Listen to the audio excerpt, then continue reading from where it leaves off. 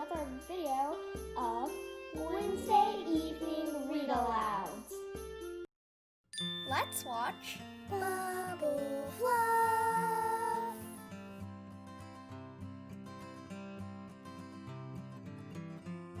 Hey guys, it's Ella And here, and this is our channel, Bubble Fluff.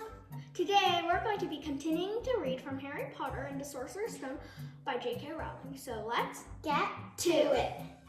So, I'm going to start reading. I've come to bring Harry to his aunt and uncle. They're the only family he has left now. You don't mean, you can't mean, the people who live here? Cried Professor McGonagall, jumping to her feet and pointing at number 4. Dumbledore, you can't. I've been watching them all day. You couldn't find 2 people who are less like us, and they've got this son. I saw him kicking his mother all the way up the street, screaming for sweets. Harry Potter come and live here? It's the best place for him, said Dumbledore firmly. His aunt and uncle will be able to explain everything to him when he's older. I've written them a letter. A letter? Repeated Professor McGonagall faintly, sitting back down on the wall. Really, Dumbledore, you think you can explain all this in a letter? These people will never understand him. He'll be famous, a legend. I wouldn't be surprised if today was known as Harry Potter Day in the future.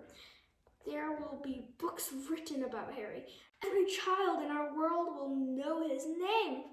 Exactly, said Dumbledore, looking very seriously over the top of his half-moon glasses. It would be enough to turn any boy's head. Famous before he can walk and talk. Famous for something he won't even remember.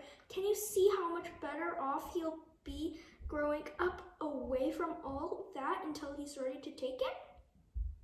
Professor McGonagall opened her mouth, changed her mind, swallowed, and then said, yes, you're right, of course.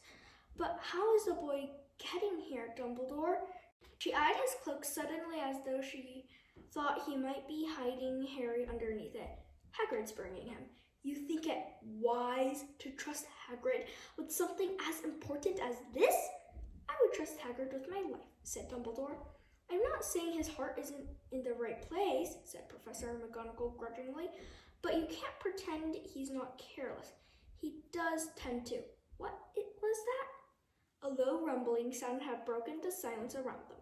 It grew steadily louder as they looked up and down the street for some sign of a headlight.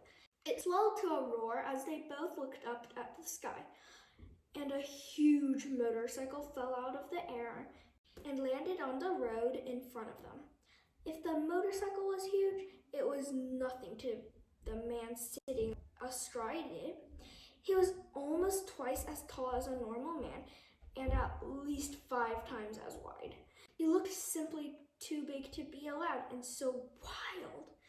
Long tangles of bushy black hair and beard hid most of his face. He had hands the size of trash can lids, and his feet and their leather boots were like baby dolphins. In his vast, muscular arms, he was holding a bundle of blankets. Hagrid, said Dumbledore, sounding relieved. At last. And where did you get that motorcycle? Borrowed it, Professor Dumbledore, sir, said the giant, climbing carefully off the motorcycle as he spoke. Young Sirius Black lent it to me. I've got him, sir. No problems, were there? No, sir. House was almost destroyed, but I got him out all right before the muggles started swarming around. He fell asleep as we was flying over Bristol. Dumbledore and Professor McGonagall bent forward over the bundle of blankets. Inside, just visible, was a baby boy, fast asleep. Under a tuft of jet black hair over his forehead, they could see a curiously shaped cut, like a bolt of lightning. Is that where? Whispered Professor McGonagall. Yes, said Dumbledore. He'll have that scar forever. Couldn't you do something about it, Dumbledore? Even if I could, I wouldn't. Scars can come in handy. I have one myself above my left knee that is a perfect map of the London Underground. Well, give him here, Hagrid. We'd better get this over with. Dumbledore took Harry in his arms and turned toward the Dursleys' house. Could I say goodbye to him, sir? Asked Hagrid. He bent his great shaggy head over Harry and gave him what must have been a very scratchy, whiskery kiss. Then suddenly, Hagrid let out a howl like a wounded dog. Shh! Hissed Professor McGonagall. You'll wake the Muggles!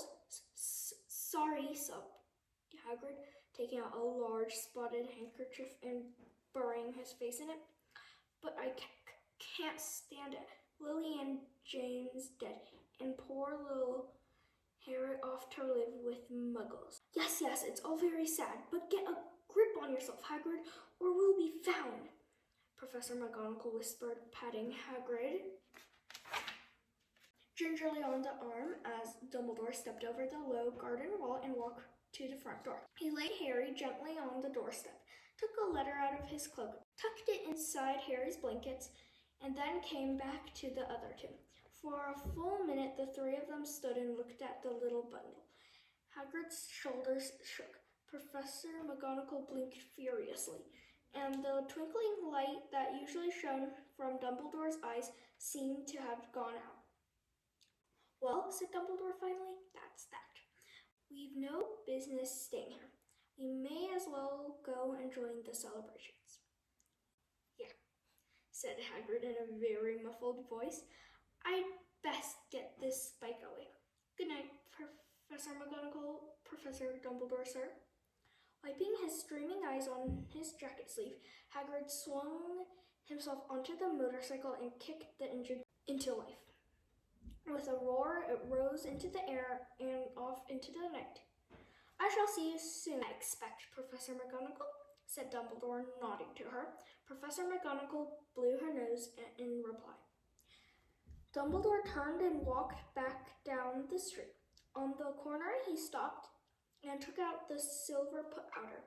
He clicked it once, and 12 balls of light sped back to their street lamp so that Privet Drive glowed suddenly orange, and he could make out a tabby cat slinking around the corner at the other end of the street. He could just see a bundle of blankets on the step of number 4. Good luck, Harry, he murmured. He turned on his heel, and with a switch of his cloak, he was gone. A breeze ruffled the neat hedges of Privet Drive, which lay silent and tidy under the inky sky, the very last place you would expect astonishing things to happen. Harry Potter rolled over inside his blankets without waking up. One small hand closed on the letter beside him, and he slept on, not knowing he was special, not knowing he was famous, not knowing he would be woken in a few hours' time by Mrs. Dursley's scream as she opened the front door to put out the milk bottles, nor that he would spend the next few weeks being prodded and pinched by his cousin Dudley. He couldn't know that at this very moment, people meeting in secret all over the country were holding up their glasses and saying in hushed voices, "To Harry Potter, the boy who lived." And that's where I'll be ending today. So thanks for watching us today, and I'll see you next time. Bye!